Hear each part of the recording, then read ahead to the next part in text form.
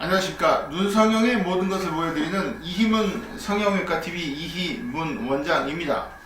이희문 성형외과TV는 그 어디서도 보기 힘든 다양한 사례들을 바탕으로 여러분께 재미있는 성형 이야기를 들려드리고 있습니다.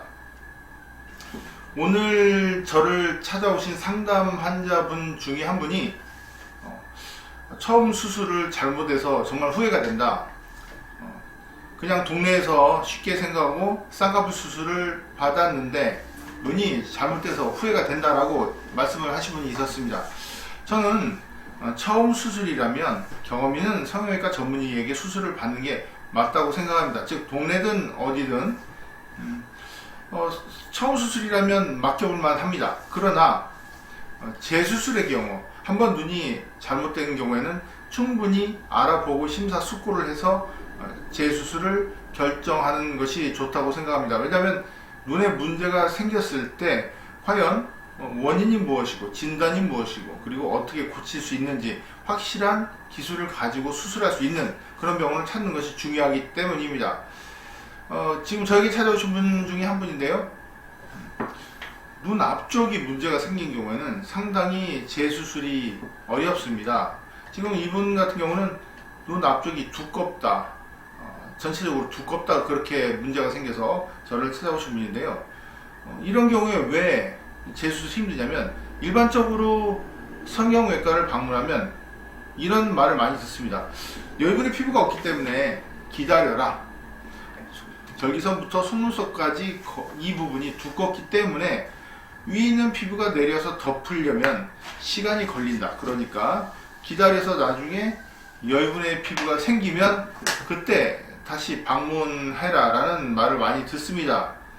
저는 그 부분이 진단부터 잘못된 그런 답변이 아닌가 그렇게 생각합니다. 왜냐하면 첫 번째, 이 피부가 이 눈꺼풀을 덮는다면 재수술할 이유가 상실되는 겁니다.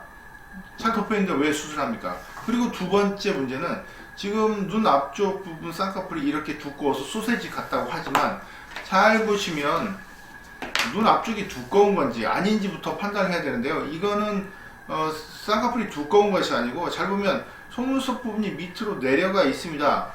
그걸 제가 이해를 시켜드리려면 수술 후 사진을 보면 속눈썹 부분이 위로 조금 더 올라가 있는 거, 아까는 이 밑부분에 있었던 게 올라가 있던 것을 확인하실 수 있을 것입니다. 좀 가까이서 보시면 이런 식으로, 즉 쌍꺼풀이 두꺼운 것이 아니고 눈동자를 속눈썹이 가린 만큼 처졌다 이렇게 표현하는 것이 맞습니다.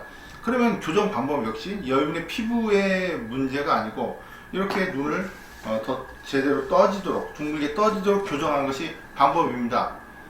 즉 눈 앞쪽에 두꺼운 쌍꺼풀은 여러분의 피부 문제가 보다는 눈을 제대로 떠지게 해서 이렇게 정상적으로 눈을 뜰 때 절개선 밑부분으로 속눈썹 부분이 올라갈 수 있도록 그렇게 교정하는 것이 핵심입니다. 그러니까 처음에 진단부터가 어려운 이유가 수술 자체가 어렵기 때문입니다.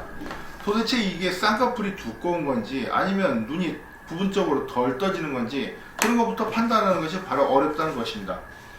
많은 환자분들이 저를 찾아와서 자기가 자기 눈에 대한 문제점을 저한테 설명을 하시는 분이 많습니다. 물론 제가 어떤 불편한 점이 있는지 들어보는 건 당연하지만 그러다 보면 본인이 스스로 뭐가 잘못됐다고 진단까지 내립니다.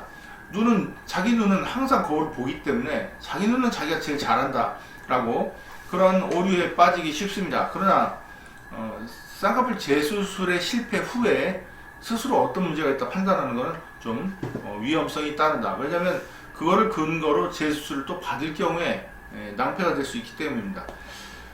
이런 경우에 절개선이 높다 그렇게 판단을 한다면 두 줄 따기라든가 뭐 그런 식으로 시도를 할 가능성이 있고, 그런 수술을 원했을 때 병원 측에서 그런 수술을 해줄 수도 있습니다. 그런 방법으로는 만족스러운 결과가 나오기 힘들기 때문입니다. 제가 두 가지 사례를 연속 보여드리겠습니다. 이 사례는 지금 이렇게 고친 사례를 보여드렸고요. 그리고 한 가지 사례를 더 보여드릴까 합니다. 이분 역시 쌍꺼풀 재수술을 받기 위해서 저를 찾아오셨던 분인데요. 지금 보시면 이렇게 눈 앞쪽이 또 문제입니다. 눈 앞쪽 부분은 여유분의 피부가 없는 부분이고, 그래서 이렇게 아웃라인으로 두껍게 시작하는 경우에 이렇게 인라인으로 교정하는 건 상당한 노하우가 필요합니다. 왜냐면 눈 앞쪽 부분, 즉 코에서 내안각까지 이 부분은 만져서 잘 움직이지 않는 얇은 피부로만 이루어져 있고, 그 밑에 얇은 근육층이 있습니다. 그 밑에는 바로 그 얼굴 뼈가 있습니다. 그래서 눈 앞쪽이 이렇게 아웃라인으로 시작할 경우에 이거를 잘라내고 잘 봉합을 해도 인라인으로 들어가는 건 현실적으로 불가능합니다. 그래서 특별한 방법을 써야 이렇게 인라인의 자연스러운 내안각으로 교정이 가능한데요. 이분 같은 경우는 이미 눈 앞쪽이 소세지 같다고 그런 문제가 생겼다고 해서 앞트임 복원, 즉 앞트임 재건이라든가 그런 수술을 한번 받았습니다. 그렇게 받았더니 잘 보시면 이렇게 디귿자 모양의 눈이 됐습니다. 앞트임 복원, 앞트임 재건은 특별한 경우를 제외하고는 함부로 시술을 하면 눈에 더 잘못되는 그런 가능성이 아주 높은 수술입니다. 왜냐하면 눈 앞쪽에 빨간 살이 보이고 아웃라인으로 빠졌다고 하는 이유로 해서 이렇게 앞트임 복원을 한다면 눈 앞쪽에 이 붉은 부분이 덜 보일지는 몰라도 디귿자 모양이 좀 기형적인 그런 내안각이 만들어지기 때문인데요. 즉 애초에 아웃라인으로 빠지고 소세지 같은 문제가 과연 무엇인지 진단부터 잘 내려야 됩니다. 지금 이분의 문제는 아웃라인으로 두껍게 빠져서 그 속눈썹이 눈동자를 가리고 속눈썹 자체가 밑으로 처져 있는 것이 문제지, 이 빨간살이 보이는 게 문제가 아니기 때문입니다. 이 빨간살 보이는 거는 그러면 왜 이게 이상해 보이냐, 이걸 이상해 보니까 막아야 된다라고 하는 그런 어떤 논리, 그 논리는 맞지 않습니다. 왜냐하면 이 살이 보이는 건 정상인데 단지 모양이 자연스럽게 보여야 되는 것입니다. 그래서 제가 수술한 거 보시면 이렇게 앞트임 복원까지 해서 상당히 상황이 어려워졌지만, 복원 부분을 다시 제거를 하고 속눈썹 부분을 안쪽으로 이동시키고 코 쪽으로 피부를 방리해서 여유분의 피부를 만들어냅니다. 그래서 이렇게 양쪽으로 서로 당기게 되면 이런 자연스러운 내안각, 그리고 붉은 살이 보여도 정상적인 모양으로 보이는 자연스러운 눈으로 교정이 가능합니다. 제가 두 가지 사례를 보여드렸는데요. 이렇게 쌍꺼풀 재수술 중에서 내안각 흉터와, 즉 앞트임 흉터와 아웃라인, 아웃폴드로 빠진 경우, 눈 앞쪽이 두꺼운 경우에는 상당한 노하우가 필요한 수술이 되겠습니다. 시청해 주셔서 감사합니다.